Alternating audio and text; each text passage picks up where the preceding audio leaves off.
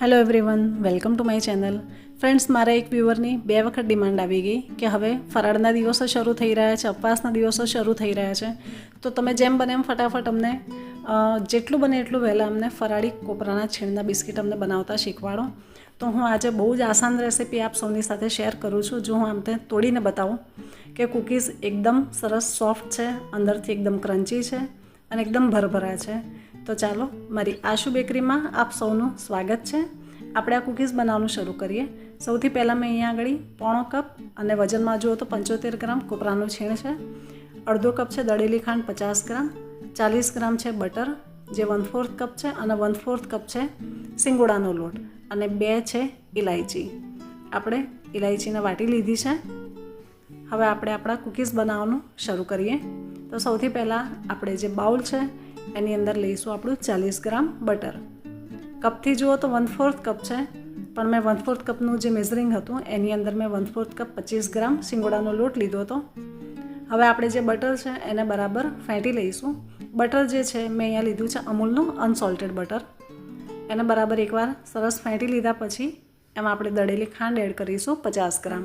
કપથી જુઓ તો અડધો કપ છે અને ખાંડને બહુ ભરીને નથી લેવાની, તો 50 ગ્રામ પરફેક્ટ આવી જશે. બરાબર ફ્લફી થઈ જાય ને એકદમ સરસ એરેશન આવી જાય પછી આપણે એમાં એડ કરીશું આપણી ઇલાયચી.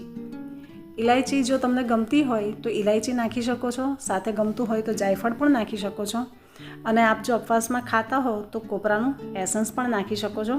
પણ હું આજે પ્રોપર ફરાળી રેસીપી લઈને આવી છું એટલે મેં આજે અહીંયા કોઈ બેકિંગ પાવડર, બેકિંગ સોડા કે એસન્સ કશું જ નથી લીધું. હવે સાથે હું અહીંયા એડ કરી રહી છું 75 ગ્રામ કોપરાનું છીણ અને 25 ગ્રામ શિંગોડાનો લોટ. કોપરાનું છીણ અને શિંગોડાનો લોટ બંને થઈને 100 ગ્રામ થવું જોઈએ. હવે એમાં તમે પ્લસ માઇનસ કરી શકો, 50 ગ્રામ શિંગોડાનો લોટ ને 50 ગ્રામ કોપરાનું છીણ એ તમે તમારી રીતે કરી શકો, પણ બંને થઈને 100 ગ્રામ થવું જોઈએ. બધું જ બરાબર મિક્સ કરવાનું છે. એકદમ હાથેથી બહુ જ મસળવાનું નથી, બસ જસ્ટ આવી રીતે ભેગું થાય એટલે ઘણું.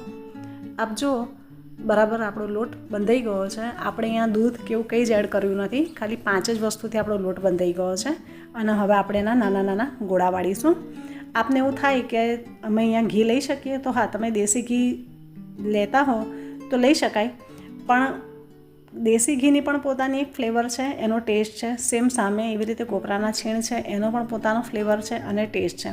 એટલે બંને જ્યારે મિક્સ થશે ને તો એનો ફ્લેવર થોડો ઓકવર્ડ લાગશે. એ ટાઈમે તમારે એમાં કોપરાનું એસન્સ કે વેનીલા એસન્સ એડ કરવું પડશે. પણ મેં અહીંયા બટર લીધું છે એટલે મારે કોઈ એસન્સ એડ કરવાની જરૂર નથી, એટલે જ મેં અહીંયા ઇલાયચીનો પાવડર એડ કર્યો હતો. હવે માઇક્રોવેવ સેફ જે ડીશ છે એની અંદર મેં મારા બધા ગોળા ગોઠવી દીધા છે અને બધાની ઉપર હું ગાર્નિશિંગમાં લગાવું છું પિસ્તાની કતરણ. આપ ચાહો તો કાજુ બદામ પણ લગાવી શકો. હવે આ જે માઇક્રોવેવ સેફ ડીશ છે એને આપણે માઇક્રોવેવમાં મૂકીશું. આજે હું મારા કૂકીઝ બનાવવા જઈ રહી છું માઇક્રોવેવના કન્વેન્શન મોડ પર. ઘણા બધાની રિક્વેસ્ટ હતી કે તમે કન્વેન્શન મોડ ઉપર કૂકીઝ બનાવતા શીખવાડો, તો મેં અહીંયા કન્વેન્શન મોડ ઓન કર્યો છે અને ટેમ્પરેચર આપું છું 150 ડિગ્રી અને સાથે હું ટાઈમ આપી રહી છું અત્યારે 9 મિનિટ.